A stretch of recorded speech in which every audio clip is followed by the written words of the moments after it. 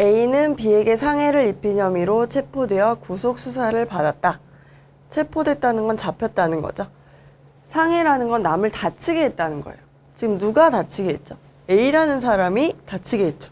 A가 재판을 받게 돼서 국민참여재판을 받았고 1심은 A에게 징역 1년의 집행유예를 선고했대요. 너가 사람 때리게 한 게 인정이 되니까 너 감옥에 1년 가. 대신에 지금 당장 가는 게 아니고 2년 동안 착하게 살면 감옥엔 안 가도 되게 해줄게. 근데 2년 안에 혹시 너가 상해죄 같은 또 범죄를 저지르면 넌 이 징역 1년을 갔다 와야 돼. 이런 판결을 내린 거예요. 그래서 옳은 걸 골라보면요. 1번, 기억을 위한 영장 발부는 검사의 권한이다. 검사가 얘 재판하기 전에 미리 감옥에 넣어놓고 싶어요. 얘 도망갈 것 같아요. 또 위험한 범죄를 저질렀어요. 그런데 영장을 발부하는 거, 내어주는 거는 항상 검사가 아니라 판사의 권한이죠. 영장을 신청하는 게 검사의 권한이죠. 2번, 니은을 벗어나기 위해 A는 구속 적부심사를 청구할 수 있다. 니은이면 기소된 이후라고 지금 시점이 나오잖아요. 기소된 A, 그 다음이 니은이 된 거죠. 기소를 기준으로 나눠보면 기소라는 건 이제 재판이 시작됐다는 얘기예요.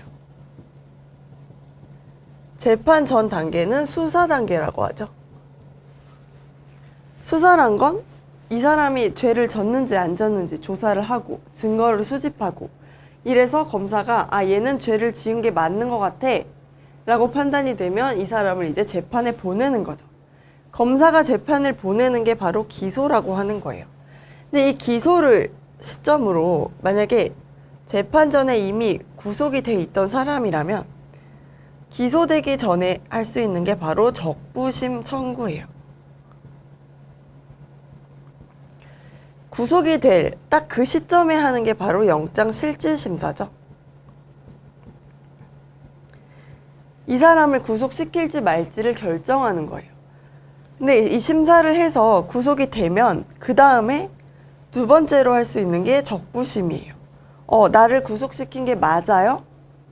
나한테 영장 발부했던 판사가 혹시 날 잘못 구속시킨 거 아닌가요? 다시 한번 판단해 주세요. 이러면 다른 판사가 이제 한 번 더 심사를 해줘요. 그래서 이 판사가 잘못 생각했던 것 같아. 풀어줄게요. 할 수도 있고 아니야. 판사님이 잘 판결했어요. 너 그냥 계속 갇혀 있어. 하고 계속 가둬놓을 수도 있어요. 그런데 이 기소를 하게 되면 적부심 청구는 더 이상 못해요. 다만 기소 후에 할 수 있는 건 보석이라는 절차가 있죠. 보증금 조건부 석방제도예요. 보증금 내가 1,000만 원 맡겨놓고 내가 만약에 재판에 안 나고 도망가면 1,000만 원을 내가 못 받아도 좋다. 이렇게 보증금을 조건으로 석방을 받는 거예요. 근데 이 보석이란 제도는 기소 전에는 또 쓸 수가 없어요. 그러니까 구속 적부심과 보석은 서로 이제 기소를 기점으로 대응되는 제도인 거죠. 그래서 이 세 가지 제도를 잘 알아놔야지 문제를 풀 수가 있어요. 다시 보면 기소된 A는 구속된 상태에 계속 있었다라고 했죠. 그러면 기소가 됐으니까 2단계인 거죠. 그럼 더 이상 적부심은 청구할 수 없는 게 되겠죠. 다음 3번. 디귿은 형사뿐 아니라 민사에도 활용될 수 있다. 국민참여재판이라는 거네요. 원래 재판은 누가 해요? 판사가 하는 거죠. 판사가 얘가 죄가 있는지 없는지를 이제 결정을 해요. 그런데 국민참여재판이라는 거는 그 결정을 누가 한다는 거예요? 국민들이 와서 해준다는 거예요. 와서 얘가 죄가 있는 것 같아. 유죄인지 아니면 증거가 부족해. 얜 무죄야. 이렇게 둘 중에 하나를 골라서 투표를 해요.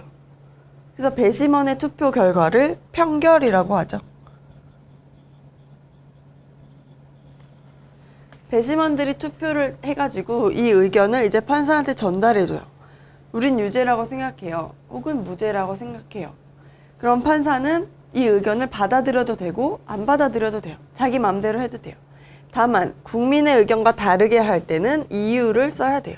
왜 다르게 하는지. 어쨌든 근데 이 제도는 아직은 형사재판에만 있어요. 그래서 민사재판에서도 쓸 수 있다라고 돼 있는 건 틀린 문장이죠. 그 다음 4번. 리을로 인하여 A는 석방된다. 1심 법원은 집행유예를 했네요. 그럼 일단 집에 가도 좋다라는 판결을 내린 거죠. 그래서 항소를 했는지와는 상관없이 석방된다. 맞는 말이에요. 5번. B는 피해자이므로 재판의 당사자이다. 형사재판의 당사자는 검사와 피고인 2명이에요. 검사와 피고인. 검사는 얘가 죄가 있다고 주장하는 사람이고 피고인은 자기가 죄가 없다고 주장하는 사람 혹은 자기 죄를 인정할 수도 있죠. 어쨌든 이 형사재판이라는 건 피고인을 벌을 줄 것인지 말 것인지를 결정하는 재판을 말해요. 그럼 이 재판의 당사자는 누구예요? 피고인이 당사자인 거죠. 그리고 검사도 당사자가 돼요. 국가의 대변인이에요. 국가. 왜냐면 이 피고인을 벌 주려고 하는 게 국가죠. 너 감히 우리나라의 국민을 다치게 했어? 너 감옥 가. 라고 이제 국가가 하는데 국가라는 거는 이제 있고 그 국가를 위해서 일하는 사람이 검사인 거죠. 그래서 국가를 대신해서 검사가 피고인에 대해서 너 무슨 죄를 졌고 감옥에 얼마 정도 갔으면 좋겠어.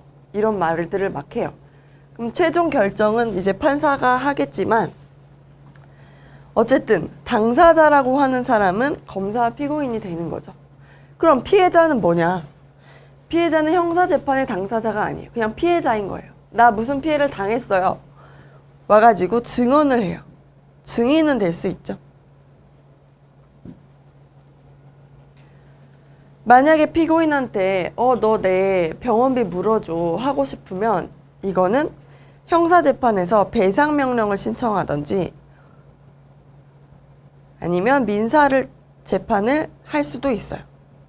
그럼 민사재판의 당사자는 피해자가 되겠지만 어쨌든 형사재판에서는 피해자는 이 배상명령을 신청하던 말던 관계없이 당사자는 될 수가 없어요. 그래서 당사자라고 돼 있는 건 틀렸죠. 그래서 옳은 걸 고르면 정답은 4번이 되겠습니다.